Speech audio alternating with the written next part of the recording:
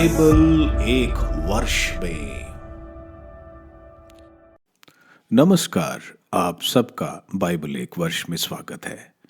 आप सब ने जो कदम उठाया है प्रभु के वचन सुनने के लिए, यह हमारे जीवन के अंधेरों को दूर करेंगे और हमें प्रभु के प्रकाश में चलाएंगे। आज हम राजाओं के दूसरे ग्रंथ का अध्याय 1-2, पहले इतिहास ग्रंथ का अध्याय 19, प्रवक्ता ग्रंथ का अध्याय 29 सुनेंगे। प्रभु का वचन सुनने से पहले आइए हम ईश्वर से प्रार्थना करें। हे प्रभु, हम आपका वचन सुनने वाले हैं। हमारे मन की आंखें खोलें और हमें आध्यात्मिक प्रज्ञा दें ताकि हम आपको जान सकें और आपके वचन के अनुसार अपना जीवन जिए। यह हम मांगते हैं आपसे प्रभु यीशु के नाम, आमीन। राजाओं का दूसरा ग्रंथ अध्याय 1। अहज्याह को प्रभु का संदेश। आहाब की मृत्यु के पश्चात मोआब ने इज़राइल के विरुद्ध विद्रोह किया। समरिया में अहज्याह अपने ऊपरी कमरे के छज्जे से गिरा और उसे गहरी चोट लगी। उसने ये आदेश देकर दूतों को भेजा, जाओ और एक्रोन के बाल जबूब देव से पूछो कि मैं इस बीमारी से स्वस्थ होऊंगा या नहीं। तब प्रभु के एक दूत ने तिशबी एलियास से कहा, जाओ और समरिया के राजा के दूतों से मिलकर उनसे कहो, क्या इज़राइल में ईश्वर नहीं है जो तुम एक्रोन के बाल जबूब के पास पूछने जा रहे हो। इसलिए प्रभु का यह कहना है कि जिस पलंग पर तुम पड़े हो उससे उठ नहीं पाओगे, तुम निश्चय ही मर जाओगे। एलियास चल दिया। दूत राजा के पास लौटे तो उसने पूछा, तुम लोग क्यों लौट आए? उन्होंने उससे कहा, हमसे एक आदमी मिलने आया और उसने हमें आज्ञा दी कि जाओ और जिस राजा ने तुम्हें भेजा है उसके यहाँ लौट कर कहो कि प्रभु का कहना है कि क्या इज़राइल में ईश्वर नहीं है जो तुम एक्रोन के बाल जबूब देव से पूछने दूत भेज रहे हो। इसलिए जिस पलंग पर तुम पड़े हो उससे उठ नहीं पाओगे, तुम निश्चित ही मर जाओगे। तब फिर उसने उनसे पूछा, वह आदमी कैसा था जो तुमसे मिला और जिसने ये कहा?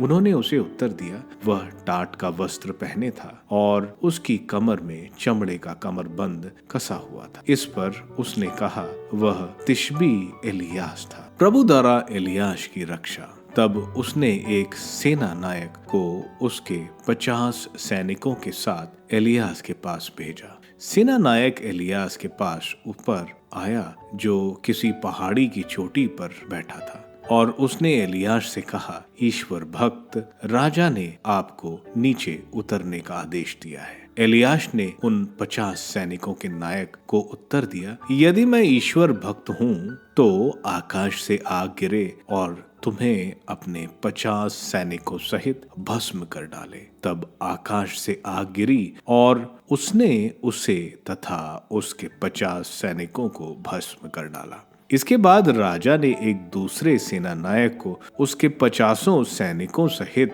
उसके पास भेजा। उसने एलियास से कहा, ईश्वर भक्त राजा ने आपको तुरंत नीचे उतरने का आदेश दिया है। एलियास ने उन्हें उत्तर दिया, यदि मैं ईश्वर भक्त हूँ तो आकाश से आग गिरे और तुम्हें अपने 50 सैनिक सहित भस्म कर डाले। तब ईश्वर की आग आकाश से गिरी और उसने उसे तथा उसके 50 सैनिकों को भस्म कर डाला। अब राजा ने एक तीसरा सेना नायक को उसके 50 सैनिकों सहित भेजा। वह तीसरा नायक ऊपर गया और उसने एलियास के सामने घुटने टेक कर उससे यह निवेदन किया, ईश्वर भक्त कृपया मेरे और आपके भी सेवकों मेरे सैनिकों के प्राणों की रक्षा कीजिए। देखिए, आकाश से आग गिरी और उसने पहले के 2 नायकों को उनके सैनिकों के साथ भस्म कर दिया। अब आप मेरे प्राणों की रक्षा कीजिए। इस पर प्रभु के दूत ने एलियास से कहा, उसके साथ नीचे उतर जाओ, उससे मत डरो। तब वह उठा और राजा के पास नीचे जाकर उससे बोला, प्रभु का कहना है, तुमने एक्रोन के बाल जबूब देव के पास पूछने के लिए दूतों को भेजा है, मानो इज़राइल में पूछने के लिए ईश्वर ही ना हो। इसलिए तुम उस पलंग पर से नहीं उतर पाओगे जिस पर तुम पड़े हो, निश्चित ही तुम्हारी मृत्यु हो जाएगी। अहज्या का देहांत। एलियास द्वारा कहे हुए प्रभु के वचन के अनुसार अहज्या की मृत्यु हो गई। उसके कोई पुत्र नहीं था, इसलिए यूदा के राजा यहोशाफाट के पुत्र यहोराम के दूसरे वर्ष अहज्या का भाई यहोराम उसके स्थान में राजा बना। अहज्या का शेष इतिहास और उसके कार्यकलाप का वर्णन इज़राइल के राजाओं के इतिहास ग्रंथ में लिखा है। राजाओं का दूसरा ग्रंथ एलियास का स्वर्गारोहण। जब प्रभु एलियास को एक भवंडर द्वारा स्वर्ग में आरोहित करने वाला था, तो एलियास एलीशा के साथ गिलगाल में चला गया। एलियास ने एलीशा से कहा, यहीं रुक जाओ, क्योंकि प्रभु ने मुझे बेतल भेजा है। एलीशा ने उत्तर दिया, प्रभु की शपथ और आपकी शपथ, मैं आपको नहीं छोड़ूंगा। तब वह बेतल गए। बेतल में रहने वालों नबियों के शिष्य बाहर एलीशा के पास आए और उससे पूछने लगे, क्या तुम जानते हो कि आज प्रभु तुम्हारे गुरु को तुम्हारे पास से उठा ले जाने वाला है? उसने उत्तर दिया, हाँ मैं जानता हूँ। तुम लोग चुप रहो। एलियास ने उससे कहा, एलीशा तुम यहीं रुको, प्रभु मुझे यरीको भेज रहा है। एलीशा ने उत्तर दिया, प्रभु की शपथ और आपकी शपथ, मैं आपको छोड़ नहीं सकता। अतः वे यरीको आए। यरीको में रहने वाले नबियों के शिष्य एलीशा के पास आकर उससे पूछने लगे, क्या तुम जानते हो कि आज प्रभु तुम्हारे गुरु को तुम्हारे पास से उठा ले जाने वाला है? उसने उत्तर दिया, हाँ मैं जानता हूँ। तुम लोग चुप रहो। एलियास ने एलीशा से कहा, तुम यहाँ रहो, क्योंकि प्रभु मुझे यारदन के तट पर भेज रहा है। उसने उत्तर दिया, जीवंत प्रभु और आपकी शपथ, मैं आपका साथ नहीं छोड़ूं। इसलिए दोनों आगे बढ़े। 50 नबी उनके पीछे हो लिए, और जब वे दोनों यारदन के तट पर रुक गए तो वे कुछ दूरी पर खड़े रहे। तब एलियास ने अपनी चादर ले ली और उसे लपेटकर पानी पर मारा। पानी विभाजित होकर दोनों ओर हट गया और वे सूखी भूमि पर नदी के उस पार गए। नदी पार करने के बाद एलियास ने एलीशा से कहा, मुझे बताओ कि तुमसे अलग किए जाने से पहले मैं तुम्हारे लिए क्या करूं? एलीशा ने उत्तर दिया, मुझे आपकी आत्मिक शक्ति का दोहरा भाग प्राप्त हो। एलियास ने कहा, तुमने जो मांगा है वह आसान नहीं है। यदि तुम मुझे उस समय देखोगे जब मैं आरोहित कर लिया जाता हूँ, तो तुम्हारी प्रार्थना पूरी होगी, परंतु यदि तुम मुझे नहीं देखोगे तो तुम्हारी प्रार्थना पूरी नहीं होगी। वे बातें करते हुए आगे बढ़ ही रहे थे कि अचानक अग्निमय अश्व सहित एक अग्निमय रथ ने आकर दोनों को अलग कर दिया, और एलियास एक भवंडर द्वारा स्वर्ग में आरोहित कर लिया गया। एलीशा यह देखकर चिल्ला उठा, मेरे पिता इज़राइल के रथ और घुड़सवार। जब एलियास उसकी आंखों से ओझल हो गया था तो एलीशा ने अपने वस्त्र फाड़ डाले, और वह एलियास की चादर को जो उसके शरीर से गिर गई थी उठाकर लौटा और यारदन के तट पर खड़ा रहा। उसने एलियास की चादर से पानी पर चोट की जो विभाजित नहीं हुआ। वह बोला, एलियास का प्रभु ईश्वर कहाँ है? उसने फिर चादर से पानी पर चोट की और पानी विभाजित होकर दोनों ओर हट गया और एलीशा नदी पार कर गया। यरीको के नबियों के शिष्य जो कुछ दूरी पर खड़े रह गए थे उसे देखकर बोल उठे, एलियास का आत्मिक शक्ति एलीशा को मिल गई है। वह उससे मिलने आए। उन्होंने उसे दंडवत प्रणाम कहा, देखिए आपके दास में हम 50 समर्थ लोग हैं। वे आपके गुरु को ढूंढने जाएं क्योंकि संभव है कि प्रभु के आत्मा ने उन्हें उठाकर कहीं किसी पहाड़ी या किसी घाटी में छोड़ दिया हो। किंतु उसने इनकार करते हुए कहा, उन्हें मत भेजो। किंतु वे इतना आग्रह करते रहे कि एलीशा ने कहा, उन्हें ढूंढने भेजो। उन्होंने 50 व्यक्तियों को भेजा जो उसे 3 दिन तक ढूंढते रहे, किंतु उन्हें एलियास नहीं मिला और वे एलीशा के पास लौटे। उस समय वह यरीको में ही था। वह उनसे यह बोला, मैंने तो तुमसे कहा था कि ढूंढने मत जाओ। दूषित पानी। नगर के निवासियों ने एलीशा से कहा, जैसा कि हमारे स्वामी देख रहे हैं, इस नगर की स्थिति अच्छी है, लेकिन पानी दूषित है और देश गर्भपात से पीड़ित। उसने कहा, मेरे पास एक नया पात्र ले आओ और उसमें नमक डाल दो। वे उसे उसके पास लाए। उसने पानी के स्रोत के पास जाकर यह कहते हुए उसमें नमक डाल दिया, प्रभु का कहना है कि मैं यह पानी स्वच्छ कर देता हूँ, अतः भविष्य में यह ना तो मृत्यु का कारण बनेगा और ना गर्भपात का। एलीशा के कहने के अनुसार वह पानी स्वच्छ हो गया। वह आज तक स्वच्छ है। वहां से वह बेतल गया। वह रास्ते की चढ़ाई चढ़ रहा था। उसी समय नगर में कुछ लड़के निकले और उसे चिढ़ाते हुए कहने लगे, अरे गंजे ऊपर चढ़, अरे गंजे ऊपर चढ़। उसने उनकी ओर मुड़कर उन्हें प्रभु के नाम पर अभिशाप दिया। तब वन में 2 रीछनियां निकली और उन्होंने उनमें 42 लड़कों की चीर डाला। वहां से वह कारमेल पर्वत गया और फिर वहां से समरिया लौट आया। पहला इतिहास ग्रंथ अध्याय 19। राजा हनून द्वारा दाऊद के दूतों का अपमान। कुछ समय बाद अम्मोनियों के राजा नाहाश की मृत्यु हो गई और उसके स्थान पर उसका पुत्र राजा बना। दाऊद ने सोचा, मैं नाहाश के पुत्र हानून के साथ मित्रता का व्यवहार करूंगा, क्योंकि उसका पिता मेरे साथ मित्रता का व्यवहार करता था। इसलिए दाऊद ने दूत भेजकर उसके पिता की मृत्यु के लिए संवेदना प्रकट की। जब दाऊद के सेवक अम्मोनियों के देश में हानून के पास संवेदना प्रकट करने पहुंचे, तब अम्मोनियों के सम्मानतों ने हानून से कहा, क्या आप सोचते हैं कि दाऊद ने अपने सेवकों को संवेदना प्रकट करने के लिए इसलिए आपके पास भेजा है कि उससे आपके पिता के प्रति सचमुच आदर भाव है? नहीं, उसके सेवक टोह लेने, देश का भेद जानने और उसका सर्वनाश करने आए हैं। इसलिए हानून ने दाऊद के सेवकों को पकड़वाया, उनके बाल मुड़वाए, जांग तक आधा वस्त्र कटवा डाला और उन्हें वापस भेज दिया। जब दाऊद को इसका समाचार मिला तो उसने उनसे मिलने दूत भेजे, क्योंकि वे अत्यंत लज्जित थे।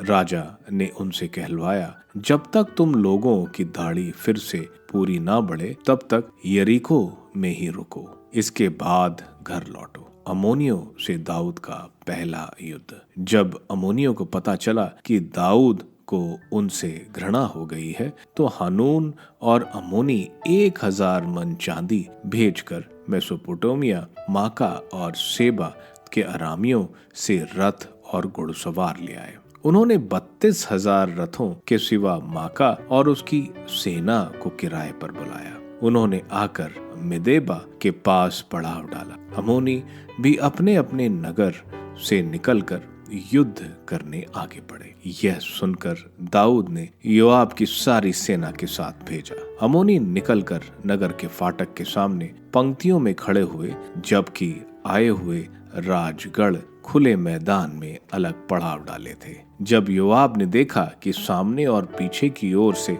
आक्रमण होने का भय है, तो उसने इज़राइल के कुछ सर्वोत्तम सैनिकों को चुना और उन्हें अरामियों का सामना करने भेजा। उसने अपनी शेष सेना को अपने भाई अभिषय के नेतृत्व में अम्मोनियों का सामना करने भेजा। उसने कहा, यदि अरामी मुझसे अधिक प्रबल होंगे तो तुम्हें मेरी सहायता करनी पड़ेगी, और यदि अम्मोनी तुमसे अधिक प्रबल होंगे तो मैं तुम्हारी सहायता करूंगा। ढारस रखो, हम अपने लोगों और अपने ईश्वर के नगरों के लिए लड़ें। प्रभु वही करे जो उसे उचित प्रतीत हो। जब योआब अपने लोगों के साथ अरामियों पर आक्रमण करने आगे बढ़ा, तब वह उसके सामने से भाग खड़े हुए। ज्यों ही अम्मोनियों ने देखा कि अरामी भाग रहे हैं, तो वे भी योआब के भाई अबीशै के सामने से भाग निकले और उन्होंने नगर में शरण ली। योआब यरूशलेम लौट गया।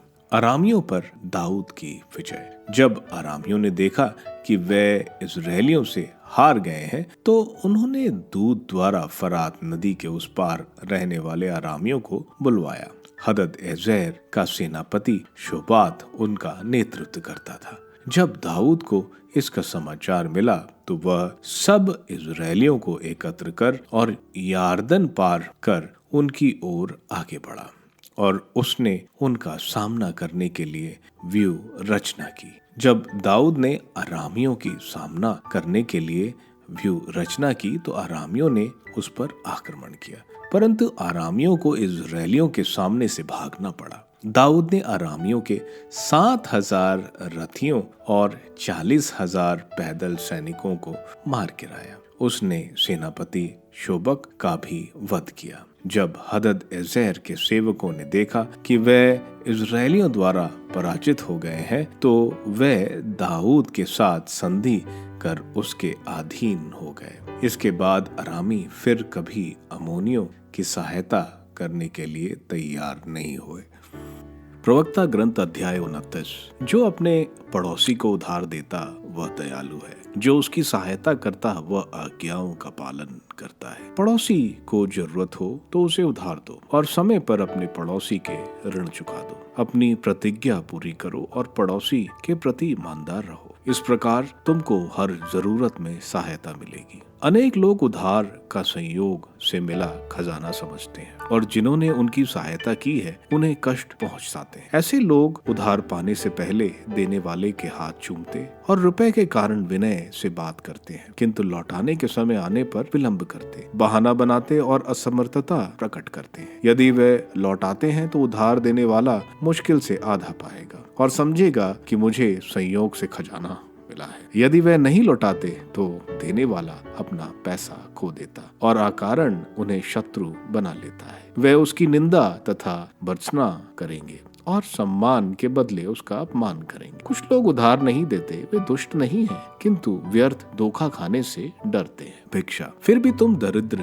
के प्रति उदार बनो और उसे देर तक अपने दान की प्रतीक्षा मत करने दो। आज्ञा का पालन करने के लिए दरिद्र की सहायता करो और उसे अपनी जरूरत में खाली हाथ मत जाने दो। अपने धन का त्याग भाई और मित्र के लिए कर दो और जमीन के नीचे उसमें जंग ना लगने दो। सर्वोच्च प्रभु की आज्ञा के अनुसार अपने धन का उपयोग करो और तुम सोने की अपेक्षा उससे अधिक लाभ उठाओगे। अपनी भिक्षा दरिद्र के हृदय में संचित करो और वह हर प्रकार की बुराई से तुम्हारी रक्षा करेगी। वह पक्की ढाल और भारी भाले की अपेक्षा अधिक अच्छी तरह से तुम्हारे लिए शत्रु से लड़ेगी। जमानत। भला आदमी पड़ोसी की जमानत देता है, किंतु निर्लज व्यक्ति से धोखा खाता है। अपने लिए जमानत देने वाले का उपकार मत भुलाओ, उसे तुम्हारे लिए अपने को अर्पित किया। जो अपनी जमानत देने वाले का धन गंवाता वह पापी है और जो अपने उद्धारकर्ता का परित्याग करता वह कृतज्ञ है। जमानत ने बहुत से धनियों का विनाश किया और उन्हें समुद्र की लहरों की तरह बहा दिया। उसने शक्तिशालियों के निर्वासित किया और उन्हें पराये राष्ट्रों में भटकाया। पापी प्रभु की आज्ञाओं का उल्लंघन करते हुए लाभ की आशा में जमानत देता और मुकदमा मोल लेता है। अपनी शक्ति के अनुसार अपने पड़ोसी की जमानत दो, किंतु सावधान रहो कि कहीं धोखा न खाओ। प्रज्ञ की आत्मनिर्भरता। जीवन की प्राथमिक आवश्यकताएं जल, भोजन, वस्त्र है और उचित एकांत के लिए अपना घर। पराये घर में दावत की अपेक्षा अपने घर में रूखा सूखा भोजन अच्छा है। तुम्हारे पास बहुत हो या कम, उससे संतुष्ट रहो और तुमको परदेश में डांट फटकार नहीं सुननी पड़ेगी। एक घर से दूसरे घर में भटकना और परदेसी होने के कारण मुंह नहीं खोल सकना, यह एक दयनीय जीवन है। तुमको दूसरों को खिलाना पिलाना पड़ता है और वे तुम्हारा आभार नहीं मानेंगे, बल्कि तुमको कटु शब्द सुनने पड़ेंगे। परदेसी, आओ और मेज तैयार करो। यदि तुम्हारे पास कुछ हो तो हमें खिला दो। परदेसी, चले जाओ, अपने से बड़े आदमी को जगह दो। मेरे भाई आ गए हैं, मुझे मकान की जरूरत है। कोमल हृदय व्यक्ति के लिए ये दो बातें दुखदाई हैं। परदेसी समझा जाना और ऋणदाता का अपमान। आज हमने राजाओं के दूसरे ग्रंथ की शुरुआत की। हमें मालूम है राजाओं का ग्रंथ शुरू हुआ दाऊद राजा, जिसने पूरे संगठित इज़राइल पे शासन किया। इसके बाद सोलोमन ने भी यूनाइटेड इज़राइल पर शासन किया। लेकिन सोलोमन के पुत्र के समय इज़राइल का विभाजन हुआ। इज़राइल 10 किलों के साथ उत्तरी प्रदेश और 2 किलों के साथ यूदा राज्य बना। इज़राइल के 19 राजा 9 अलग कुलों से हुए, लेकिन ये सारे दुष्ट थे और लोगों को ईश्वर से दूर ले गए। इसलिए इज़राइल जो उत्तरी राज्य था उसको 722 बीसी में असीरियन निर्वासन यानी एग्जाइल करके ले गए। वहीं यूदा जो दक्षिणी राज्य था उसके कुछ राजा ईश्वर भक्त थे और बाकी दुष्ट। इसी वजह से ईश्वर की दया दृष्टि यूदा पर रही, लेकिन आखिर में पाप का पलड़ा यूदा पर ज्यादा रहा और बेबीलोनियन यूदा को निर्वासन यानी एक्साइल में 587 बीसी में ले गए। ऐसा सब होने के बाद भी ईश्वर ने दाऊद के वंश को बचा कर रखा, जिसमें से मसीहा आएंगे। अध्याय 1 में हम देखते हैं राजा अहसिया जो आहाब का पुत्र था, समरिया के राजमहल से गिर गया। हम देखते हैं वो एक्रोन जो पास में बाल देवता की पूजा होती है वहां लोगों को भेजता है पूछने के लिए क्या वो बच पाएगा या नहीं। एलिजिया को हम देखते हैं उसके भेजे हुए लोगों को बताते हुए कि एक्रोन क्यों जा रहे हैं। क्या इज़राइल के याहवे उसको नहीं बता देते? वो बोलता है कि अहजिया की जरूर मृत्यु होगी। अन्य जातियों के लोग ऐसा मानते थे कि जिस नबी ने कहा है अगर वो उसको वापस ले ले या उस नबी को मार दिया जाए तो जो नबी ने कहा है वो पूरा नहीं होगा। हम देखते हैं राजा 2 टुकड़ी अलग अलग भेजता है नबी एलिजिया को लाने के लिए, लेकिन एलिजिया स्वर्ग से अग्नि गिराकर दोनों टुकड़ियों को मार देता है।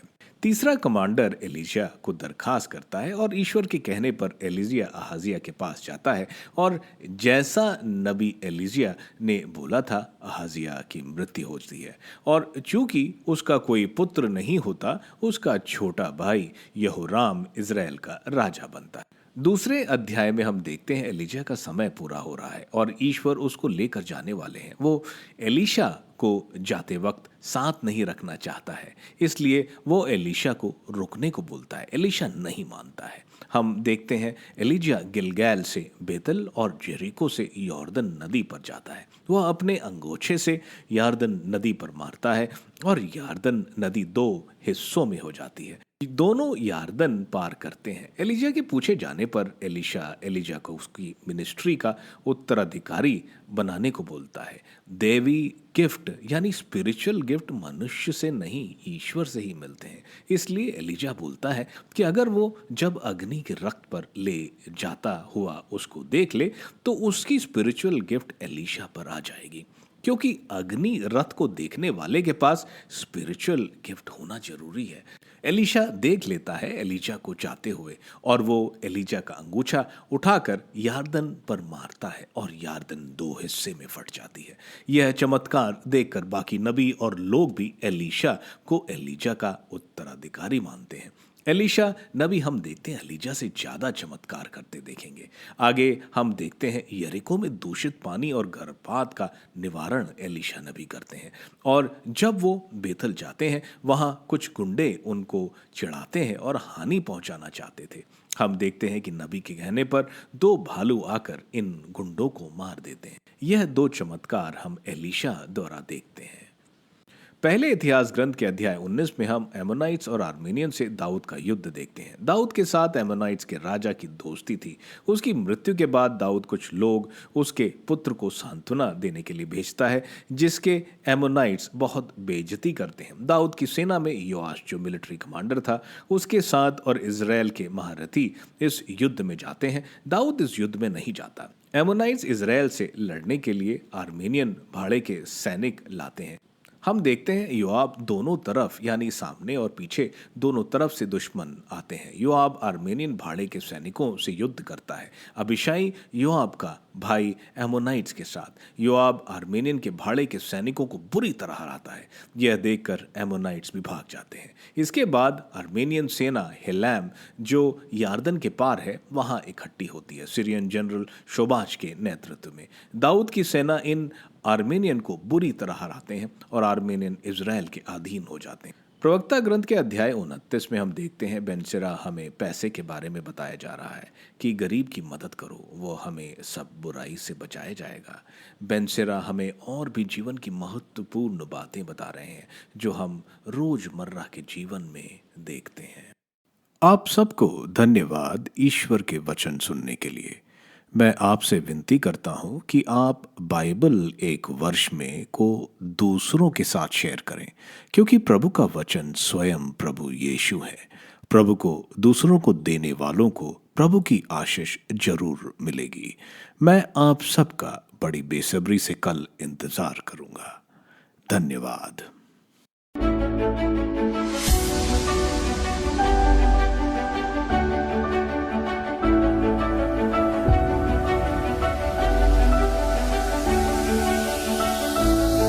बाइबल एक वर्ष में